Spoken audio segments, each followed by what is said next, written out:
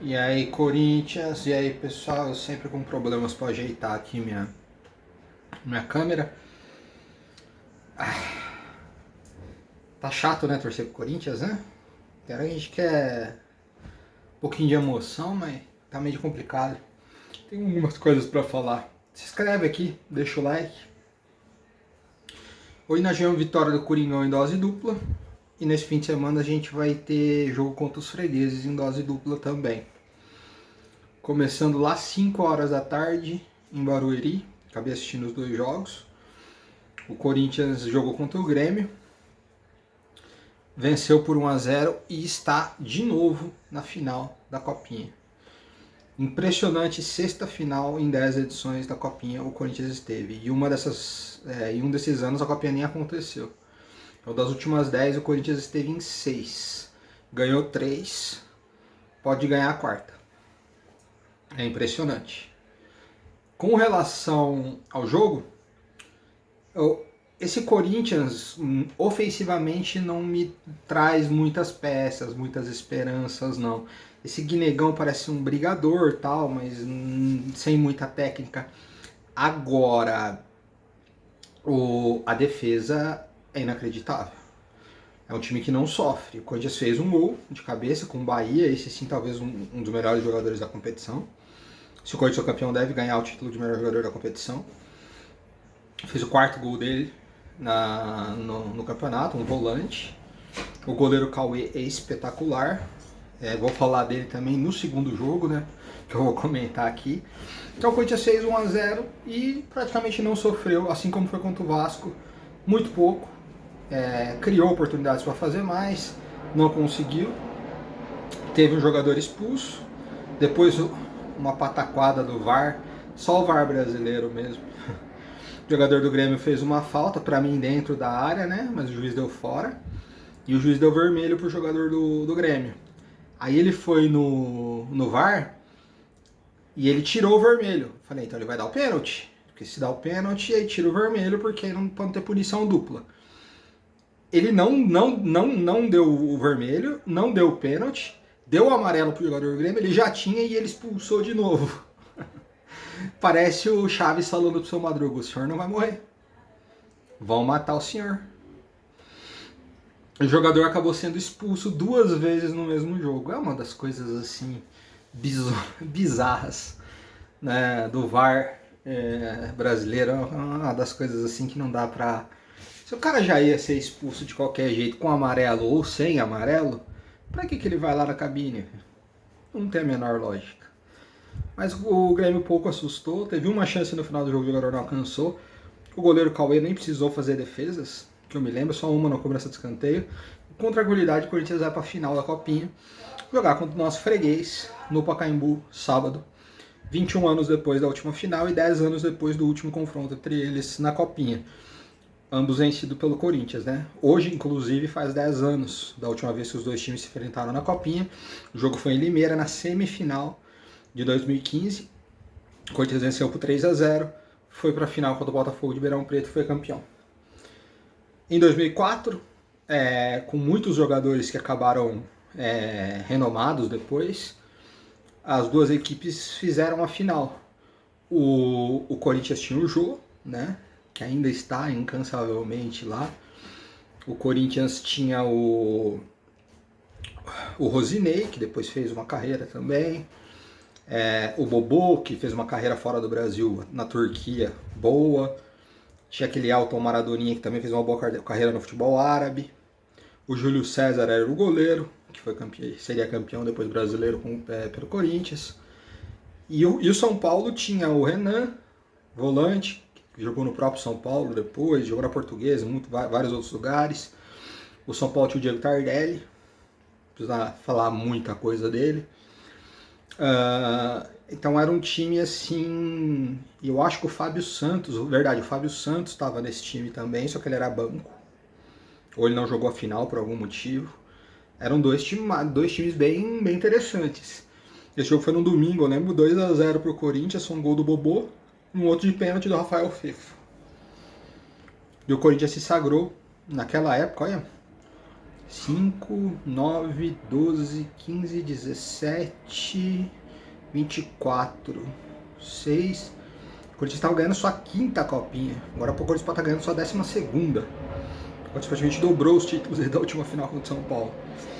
Por causa de uma teimosia do nosso técnico, né? Que foi colocar jogadores reservas no último jogo contra o Santo André, achando que o jogo não valia nada, né? Não consulta o regulamento. Aí o Corinthians foi com o time descaracterizado contra o Santo André, perdeu o jogo, e por causa dessa derrota, o jogo vai ser no Pacaembu somente com torcida do São Paulo. Se nós tivéssemos ganho esse jogo do Santo André, o jogo teria apenas torcedores do Corinthians. Então é bom se atentar desde o começo que todos os jogos da Copinha valem alguma coisa. Então o Corinthians ganhando será seu 12º título.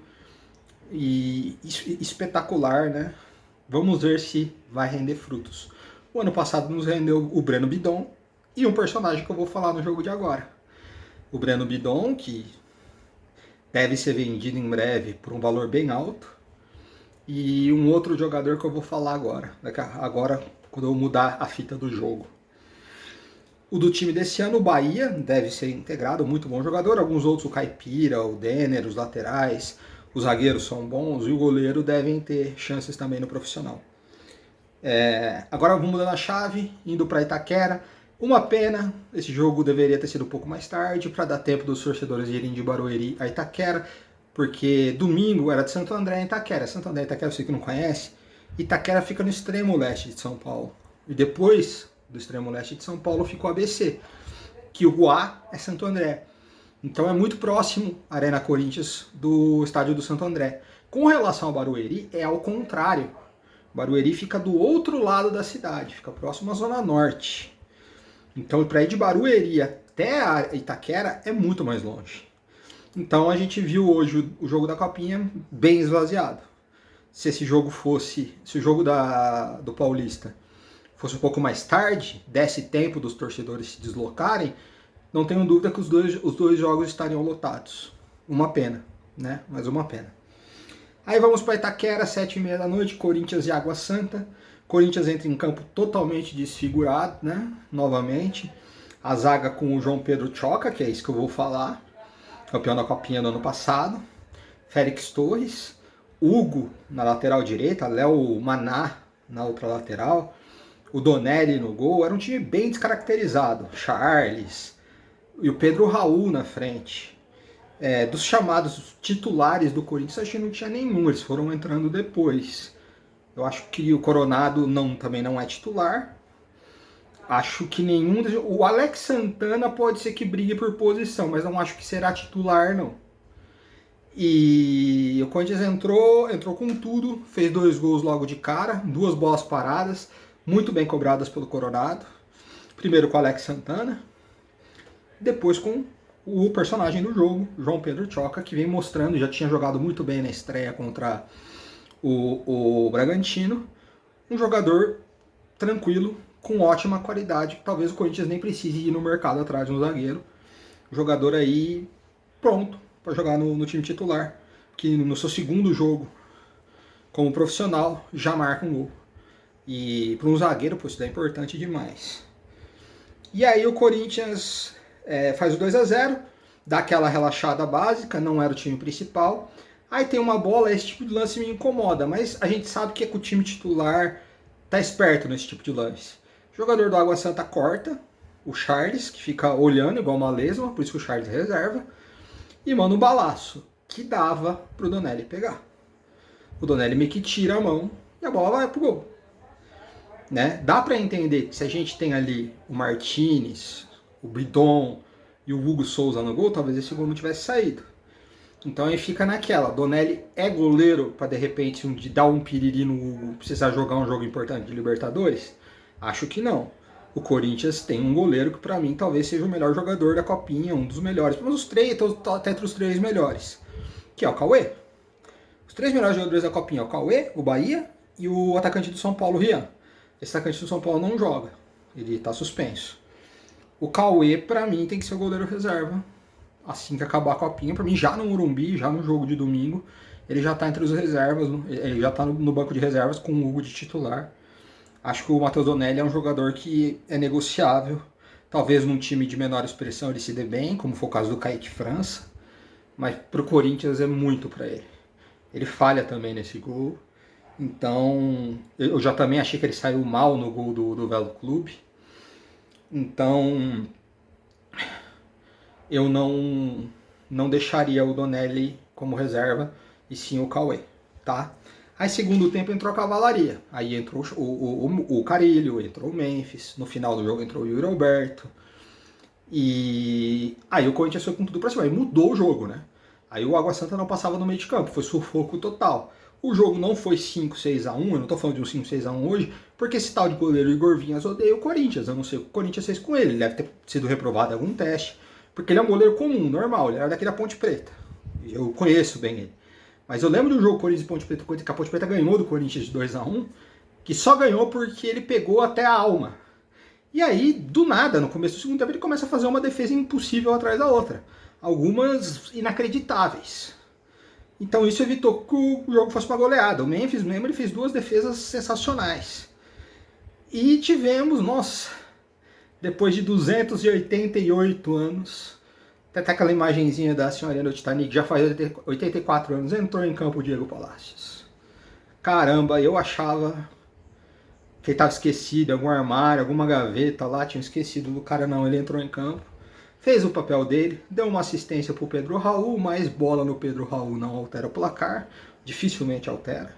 O Pedro Raul perdeu, mas do jeito que esse Igor Vinhas estava, não dá nem pra saber se o Pedro Raul perdeu ou se foi esse goleiro aí que estragou que seria uma goleada. Esse time do Água Santa é bem ruim e vai me estranhar muito se esse time não for rebaixado.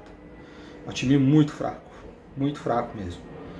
Então, mas o que importa, terminou, vencemos, 2-1 de novo, 10ª vitória seguida, desde 2001, a gente iguala o recorde de 2001, nesse século, de 10 vitórias seguidas. Se vencermos o nosso freguês no domingo, passaremos a ter a maior sequência de vitórias desse século, 11 seguidas.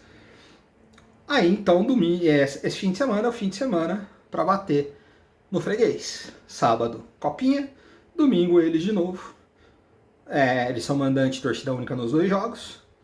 E vamos tentar dar uma cocinha neles, junto com os torcedorzinhos deles, certo? É o 12 no sábado, o 12º título. E o 11 no domingo, a 11ª vitória. Se Deus quiser. Tá bom? Gostou? Deixa o like aí. Sobre o que aconteceu na segunda-feira, é difícil, né? O time tá prumando e tem gente puxando para baixo.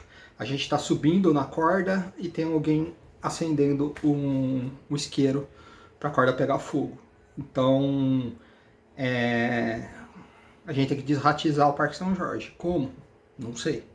Tem que desratizar. Segunda-feira volta essa palhaçada. Vamos ver o que vai acontecer. Beleza? Até domingo.